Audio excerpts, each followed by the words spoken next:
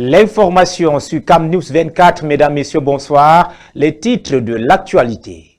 C'est un véritable raz-de-marée de candidatures à l'élection présidentielle de 2025 au Cameroun.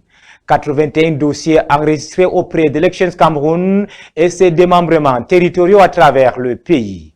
Une effervescence inédite qui interroge autant qu'elle fascine, que révèle cet engouement exceptionnel. S'agit-il d'un signe de vitalité démocratique ou d'un symptôme d'éparpillement politique?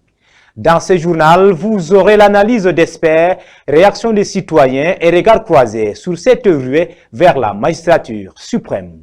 Et dans l'actualité aussi, deux familles en colère ont investi l'esplanade du ministère des Domaines à Yaoundé. Venues du département du Fako dans le nord-ouest du Cameroun, elles dénoncent l'accaparement de leurs terres agricoles, manœuvre orchestrée selon elles par le chef du village qui leur prive de leur seul moyen de subsistance. Voilà pour les sommets.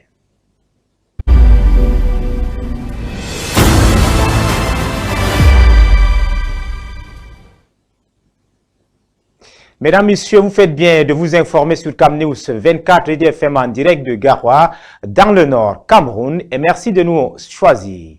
L'élection présidentielle d'octobre prochain s'annonce épique. Hier, lundi 21 juillet 2025, marquait la date limite du dépôt des dossiers de candidature pour l'élection présidentielle de 2025. Une nouvelle phase du processus électoral s'ouvre désormais. En cas d'illégalité, qu'est-ce qui va se passer? Le décryptage de la suite du processus électoral avec Junior Ossin. Ce 21 juillet 2025, les rideaux tombent sur la phase de dépôt des candidatures. Dès mardi 22 juillet, l'heure sera à l'examen des dossiers. C'est à Elecam qu'il revient désormais de passer chaque candidature au peigne fin.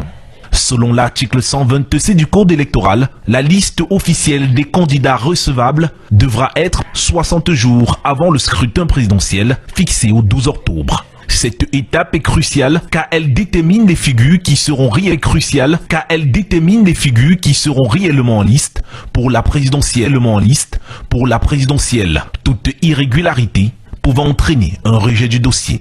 Mais la procédure ne s'arrête pas là. Les 12 et 13 août 2025 s'ouvre la phase des recours devant le Conseil constitutionnel. Conformément à l'article 129, les candidats recalés disposent de 3 jours pour contester le rejet de leur candidature. Et si le candidat disqualifié représentait un parti politique, l'article 130 permet à celui-ci de proposer un remplaçant dans un délai de 2 jours. Vient ensuite la campagne électorale qui s'étendra du 27 septembre au 11 octobre 2025, soit 15 jours de débats, de meetings et de promesses pour convaincre les électeurs comme le prévoit l'article 87 alinéa 1.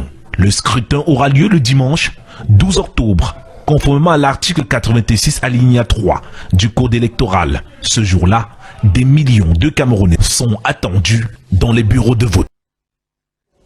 Nous vous proposons d'écouter cet extrait du professeur Jean Baïbek qui se présente également comme candidat de l'Union des populations du Cameroun après avoir déposé son dossier de candidature.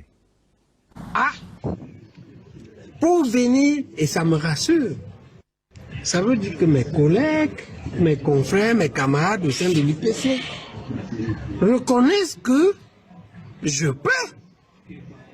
Et que comme la perfection n'est pas de ce monde, les quelques mécontents qui ne manquent jamais organisent donc les mafias pour aller chercher au nord et au sud, au coin des rues,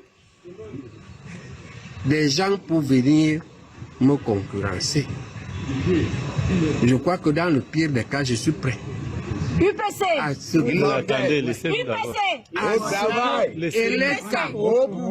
L'État ou le Conseil constitutionnel réunissent les 3 comités directeurs qu'on recommande les élections.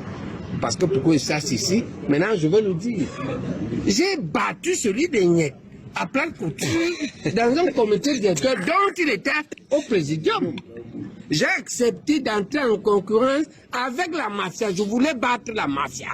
Et je vais continuer à faire ce défi. Même dans ces élections, je vais battre la mafia. Nous vous le disons en titre, mesdames, messieurs, deux familles en colère investissent sur l'esplanade du ministère des Domaines, de Cadastre et des Affaires foncières à Yaoundé. Elles dénoncent l'accaparement de leurs terres agricoles, manœuvre orchestrée selon elles par le chef du village qui leur prive de leur seul moyen de subsistance, l'agriculture. Marcelin Gansop et Rodrigue Ngassi. Bien que touchés moralement et affaiblis physiquement pour certains par le poids de l'âge, ils ont bravé plus de 400 km entre Buea et Yaoundé pour exprimer leur ras-le-bol. Il s'agit des habitants des villages de Likomba, Moutengene et Maï 16, dont les terres sont arrachées et vendues depuis quelque temps. Le problème qui nous a amené ici, c'est qu'on a un champ cultivé depuis plus de 40 ans, culture vivrier, de cacao et de palmiers à huile. Maintenant, les chefs viennent nous dire qu'ils ont acquis le terrain et ils sont en train de détruire toute la culture sans compensation. Ces derniers accusent leurs chefs de village qui ont pris sur eux de brader leurs terres agricoles contre des billets de banque. Nos chefs sont en train de nous menacer en arrachant nos champs avec les bulldozers. Ils sont en train de, c'est-à-dire nous mettre en difficulté. On a fait le recours partout, le sous-préfet, le préfet, le gouverneur, ils sont tous au courant de cette situation. Mais actuellement, je ne sais pas ce qui se passe. Donc ils sont en train de faire un retard. Et entre-temps, la destruction continue. La superficie totale des parcelles détruites est d'environ 2000 hectares. Et ce sont plus de 400 familles qui sont aux abois, n'ayant plus de quoi assurer la pitance quotidienne, puisqu'elle tire l'essentiel de leurs revenus de l'agriculture et de la production du cacao. Les gens de dit qu'on part au champ pour travailler. Maintenant, on coupe tout à terre. Maintenant, on ne sait pas comment on va faire. Voici pourquoi on a dit que bon, ici là-bas, en bas, chez nous là-bas, c'est un peu compliqué. Voici pourquoi nous sommes venus ici à Yaoundé voir les gens concernant de ces ministères pour essayer de voir la situation. Après des échanges qualifiés de fructueux avec le secrétaire général du ministère des Domaines, il a été décidé de l'arrêt immédiat des ventes et des destructions sur le terrain. Le gouverneur du Sud-Ouest a également été saisi pour voir clair dans ces transactions foncières susceptibles de menacer davantage la paix sociale dans cette partie du pays. Les manifestants sont rentrés sur Buea avec l'espoir que leurs pleurs ont été effectivement entendus au plus haut niveau. Poursuivons le journal. Le gaz domestique est au centre d'un colloque international. Les acteurs du secteur recherchent des solutions pour une énergie propre et un renforcement de la collaboration régionale. Le ministre de l'Eau et de l'Énergie, représentant le Premier ministre à l'ouverture des assises, Alvin Gizelze. Attention, danger! Cette fumée contient des particules fines et des substances qui peuvent irriter les voies respiratoires. De plus, l'utilisation du bois de chauffage entraîne la déforestation et la pollution qui menacent la biodiversité. Les acteurs nationaux et internationaux du secteur gazier réunis à Yaoundé penchent pour le gaz de pétrole liquéfié, communément appelé gaz domestique. Le Cameroun travaille à améliorer l'accès à ce combustible, aussi bien en zone urbaine que périurbaine. Le plus grand défi, c'est l'augmentation des capacités de stockage. On consomme à peu près 20 000 tonnes métriques de gaz par mois. Or, on a des capacités de stockage que de 4500. Pour qu'on ait cette énergie propre, il faut des investissements. La transition énergétique est en pleine expansion au Cameroun à travers un vaste programme de construction des centres de stockage et d'emplissage de gaz de pétrole liquéfié. Nous constatons très bien que la pénétration, elle s'opère parce que la croissance moyenne aujourd'hui, elle est de l'ordre de 7% chaque année. L'objectif est que dans toutes les régions, qu'on ait un centre d'emplissage, qu'on ait un centre de stockage du GPL. On était à 800 000 en 2025, c'est pratiquement 4 millions de bouteilles qu'on a déjà sur le marché. L'espace de réflexion est aussi une plateforme idoine pour nouer des partenariats. Le ministre de la Promotion de la Femme et de la Famille donne le ton à cet effet. L'industrie du gaz n'est pas réservée aux hommes. Il faut que les femmes et les filles s'y intéressent aussi pour leur donner une chance de pouvoir s'exprimer dans ce domaine-là. Les acteurs du secteur gazier réunis à Yaoundé ont 2 jours pour trouver des solutions innovantes en matière de gaz de pétrole liquéfié. Parlons à présent des infrastructures et justement environ 60 milliards de francs CFA pour financer des projets au Cameroun. C'est dans le cadre de la deuxième phase du programme indicatif multiannuel 2025-2027 de l'Union européenne. Cette initiative vise à soutenir le développement économique et social du pays tout en renforçant la compétitivité des secteurs clés et en favorisant l'intégration régionale au sein de l'Afrique centrale. Ghislain Kougan. Soutenir le développement économique et social et densifier la compétitivité dans les secteurs primordiaux pour une meilleure assise dans la sous-région Afrique centrale, c'est le sens de l'accompagnement de l'Union européenne à l'endroit du Cameroun. Cet appui passe par le financement des projets d'infrastructure et pour cela, l'Union européenne va mobiliser 91 millions d'euros, soit 60 milliards de francs CFA dans le cadre de la deuxième phase du programme indicatif multi-annuel 2025-2027, a-t-on appris lors de la troisième session du dialogue économique et technique sur le partenariat Cameroun-Union européenne tenu à Yaoundé le 14 novembre 2024. Ainsi, le soutien de l'organisation européenne se fera dans des projets bien identifiés, parmi lesquels la construction du pont sur le fleuve Ntem entre le Cameroun et la Guinée équatoriale et l'extension du réseau ferroviaire camerounais vers le Tchad voisin d'une part et la construction de la voie de contournement de Yaoundé dans l'optique de désengorger la métropole politique et le projet hydroélectrique de Kikot visant à densifier l'offre nationale en énergie d'autre part. Pour le ministère de l'économie, de la planification et de l'aménagement du territoire, ces engagements forts de l'Union européenne, sous forme de dons et d'appui budgétaires, vise à accélérer la réalisation d'infrastructures clés et à renforcer les réformes structurelles pour une meilleure gestion des finances publiques et une compétitivité accrue du Cameroun. Cette initiative de financement infrastructurel de l'Union européenne n'est pas la première, bien au contraire. Le barrage hydroélectrique de Nachigal, dans le centre d'une capacité de 420 MW, est un exemple de réalisation palpable avec comme incident la fourniture de près de 30% d'électricité du réseau interconnecté sud du Cameroun. Pour rappel, la raison d'être du programme indicatif multi-annuel PIM est de structurer et renforcer la réponse de l'Union européenne face aux nombreux enjeux qui interpellent le Cameroun, notamment au niveau de la gouvernance, la consolidation démocratique, la stabilité et la paix. Et au moment où se tiennent les journées d'excellence de la recherche scientifique et de l'innovation du Cameroun, voyons un peu ce que proposent les laboratoires. C'est d'entre vous et c'est d'entre nous qui sont en chantier ou veulent construire. Elvire Angeline Ebalé. Le génie civil se dote d'un nouveau parpaing complet appelé aggloméré éco, adjoint caché et à colle. Plus besoin de sable pendant l'élévation et le crépissage. L'idée est celle de l'ingénieur Guy Marcel. Son objectif, réduire les dépenses en construction et faire une économie de 25% sur le coût d'élévation et de fondation. Ce que nous avons apporté de nouveau, c'est qu'avec un sac de ciment colle, nous montons entre 175 et 200 parpaings.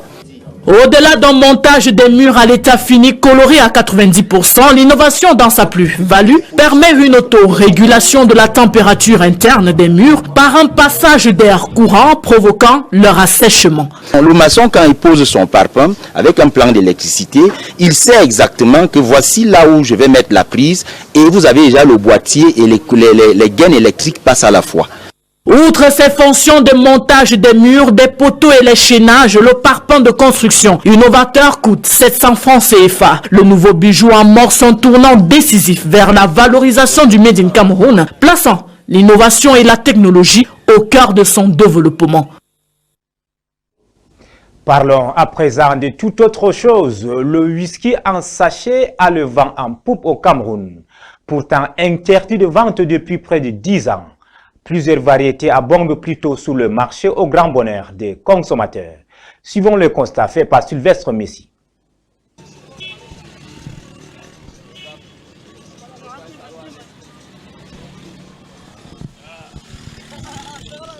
Il est environ 12 heures.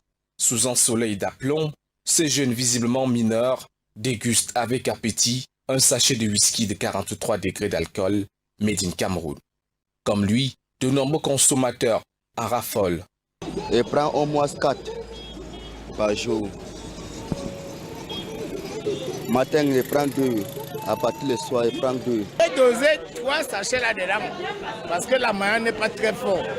Sa capacité, c'est virgule 65, c'est petit pour moi. Sur le marché, près d'une dizaine de variétés de ces petits sachets ont ravi la vedette au whisky en bouteille et à plusieurs boissons alcoolisées. Par jour, Jean-Michel écoule plus de 200 sachets de ce produit. Paquet au moins c'est 8 cartons. en paquet. En carton, au moins 10 cartons. Oui. Oui. Un paquet peut contenir combien de... 20 sachets à l'intérieur, c'est 1600. Si tu as ton 500, tu prends 5 noms, tu soules bien. Mais la bière, sauf que tu as 700, mais ça, même 300, tu vas saouler. Tu es net avec les gens qui boivent la bière. Dans le milieu des consommateurs, le produit qui a pris pour nom de code Big Bleu, Frappant ou encore Tchoum est devenu une sorte de thérapie. Et quand je bois le ketchup comme ça, c'est quand j'ai les nerfs. Quand je suis énervé comme ça, je prends ça pour baisser un peu les nerfs, pour oublier certaines choses. Son sachet, c'est trop efficace. Ça me lève le mental. Voilà. Dès que quand je prends, je suis fier. Parce que c'est le seul whisky qui coûte moins cher sur le marché. Avec 100 francs, tu as un whisky. Avec 100 francs, tu peux saouler. Parce que le moins cher coûte parfois cher avec des conséquences néfastes sur la santé, beaucoup préfèrent ne pas passer à côté de ces sachets. Moi, je ne peux pas prendre parce que ce sont les whisky ferratés. Par contre, moi, je prends du bon whisky, consomme du bon whisky. Depuis 2014, la vente de whisky en sachet est proscrite au Cameroun, mais les producteurs, les commerçants et les consommateurs semblent indifférents. Le marché du whisky en sachet a plutôt le vent en poupe. À l'étranger, l'Ukraine a proposé à la Russie de tenir de nouveaux pourparlers la semaine prochaine, a annoncé samedi 19 juillet le président Zelensky, quelques jours après avoir obtenu de Donald Trump la reprise des livraisons d'armes américaines. Suivant le récit d'Axel Simon et Morgan Ayri. Alors que les forces russes intensifient leurs frappes de missiles et de drones sur l'Ukraine, comme ici à Odessa, le président ukrainien Volodymyr Zelensky continue d'œuvrer pour un cessez-le-feu. Samedi, son conseil de défense a réclamé l'ouverture de nouveaux pourparlers avec Vladimir Poutine. Le Conseil ukrainien de sécurité et de défense a indiqué avoir proposé à la partie russe une nouvelle réunion la semaine prochaine. Il faut accélérer les négociations. Nous devons tout mettre en œuvre pour parvenir à un cessez-le-feu. Et la partie russe doit cesser d'esquiver les décisions à prendre. Hormis des échanges de prisonniers à grande échelle, les deux précédents cycles de négociations à Istanbul n'ont permis aucune avancée concernant un cessez-le-feu. Le mois dernier, le Kremlin a formulé une série d'exigences jugées inacceptables par Kiev, notamment la cession de 4 régions en plus de la Crimée annexée en 2014 et le renoncement à toute aide militaire occidentale. Quelques jours après avoir obtenu de Donald Trump la reprise des livraisons d'armes américaines, Volodymyr Zelensky a indiqué que parmi les accords conclus figurait aussi un plan d'investissement américain dans la production ukrainienne de drones. Il s'agit d'accords sur la défense aérienne et d'un nouveau plan d'armement avec les États-Unis. Nous sommes prêts à acheter les armes nécessaires et à exporter des armes ukrainiennes de haute technologie vers les États-Unis, principalement des drones. Cette semaine, le Kremlin s'est dit prêt à de nouvelles discussions avec l'Ukraine, après que Donald Trump a donné à la Russie 50 jours pour négocier un cessez-le-feu, la menaçant de sanctions américaines. C'est ainsi que s'achève cette édition d'information du soir sur Cam News 24 DFM en direct de Garoua dans le Nord Cameroun. Merci de nous avoir suivis et passez une bonne soirée.